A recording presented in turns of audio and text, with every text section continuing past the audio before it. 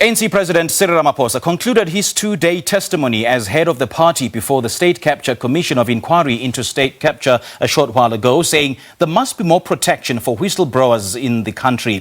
Ramaphosa also applauded the many people who testified at the commission, journalists as well as ordinary people who supported the inquiry.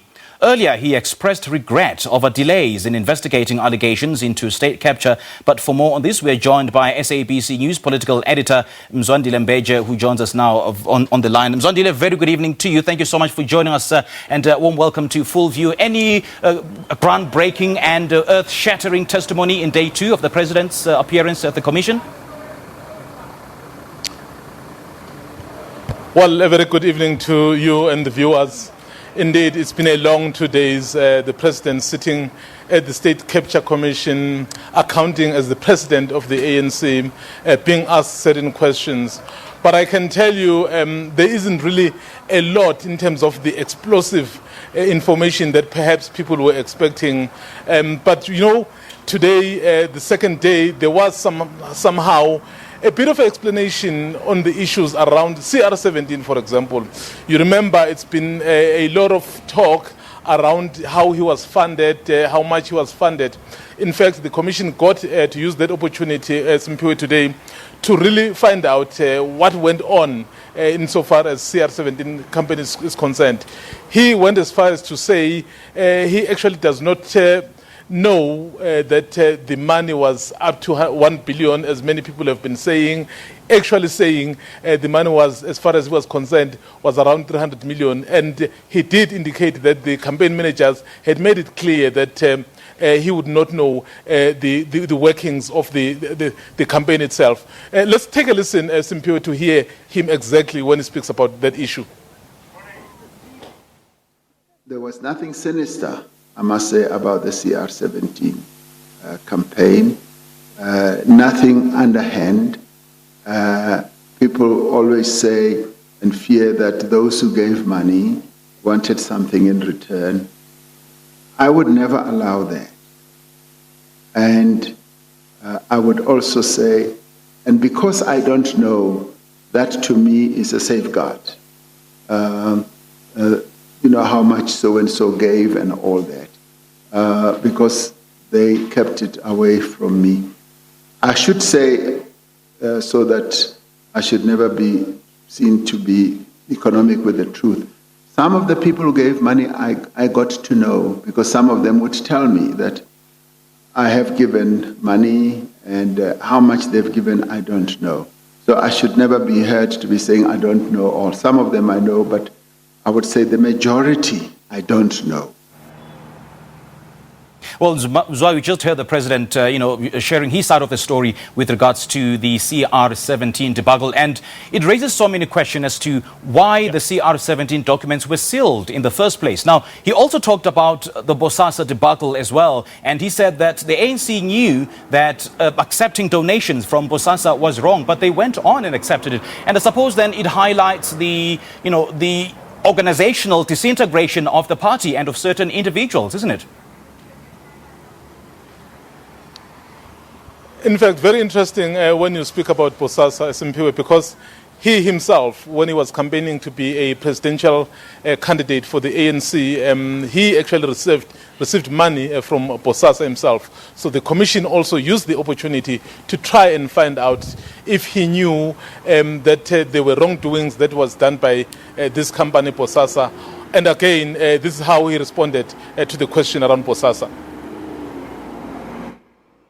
One should have been aware at an earlier stage about all this. I went to the election center, which Bosasa helped to finance during the election campaign. And even then, it never really, I must be honest, occurred to me, firstly, that they were bankrolling or they were financing in full that whole center on behalf of the ANC. The Treasurer General, as well as colleagues or comrades who ran the elections, knew, and I must say it never really fully occurred to me.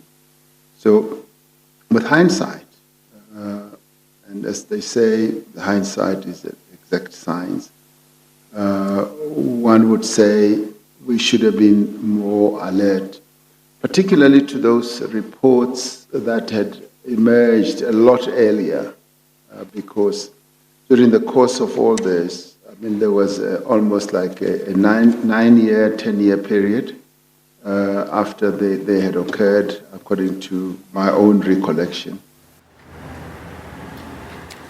Well, Mr. President also said that the Political Party Funding Act would also help solve these abyss that the parties and in general South Africa find itself in. He also touched on the Gupta leaks, and he seems to be shifting the blame on Parliament, saying that Parliament could have done more on the Gupta leaks. Mzwai? Oh yes. In fact, remember that I think the first 2 hours of his testimony today, at the beginning, from 9 o'clock to 11:15, was concentrated on what sort of parliamentary oversight was being done. And they were even looking at the committees of the ANC, those that are responsible for making sure that its members do account on various capacities. So this issue then arose from that point of view to say, given that here was the issue around the Gupta leaks, and then Parliament somehow should have done something about this, and then what exactly happened? And then again, the President had something to say on this. Once these Gupta leak emails came out, it became clear to many of us that there needed to be a response of one sort or another. The ANC itself, without having the investigative powers, clearly knew that it would need to rely to get to the bottom of this on a number of other structures. Well, the President said that Parliament dropped the ball on, when it came to carrying out his oversight responsibilities. It seems that a finger-pointing exercise is now in progress. So who should be taken accountable for this, Mzwai? Well, it's very interesting that you're asking that question. Remember, he had come here, Simpiwe, as the president of the ANC. Some of the questions he was not able to answer, not because perhaps he couldn't answer them, but because they fell into the scope of the state. He is still going to come as the state president, and of course, as much as he will come back as the state president, he will also be able to answer some of those questions with regards to what happened in the ANC activities. Remember, he may be the president of the ANC, but he's the president of the country, and the vice versa. So many of the issues really that will come up at a later stage, and I think it will be end of May. He was initially scheduled to come back on the 13th and 14th, but yesterday they announced that, well, given that there are still a number of witnesses who are still to come, and then they want the president to come at last. So some of the questions that you are really asking, he's been basically saying, well, he will address them because he also wants to indicate the way forward. When you look at many other areas where he is supposed to have given explanations, he would say, maybe let me deal with this when I come back. A quick example, they were asking to say, when did you first see the signs that there was some sort of wrongdoing insofar as state capture is concerned? And then he said, you know what, let him go back, so he will look at it thoroughly, and then he will look at the markers, and then he will be able to answer fully. So that question you are saying, we hope when he comes back he will be able to give a proper answer, Simpiwe. All right, Mzwandile Mbeje, SABC News Political Editor, joining us live from Johannesburg. Thank you so much for your time. It's been a really long day for you, so I'm going to have to let you go for now.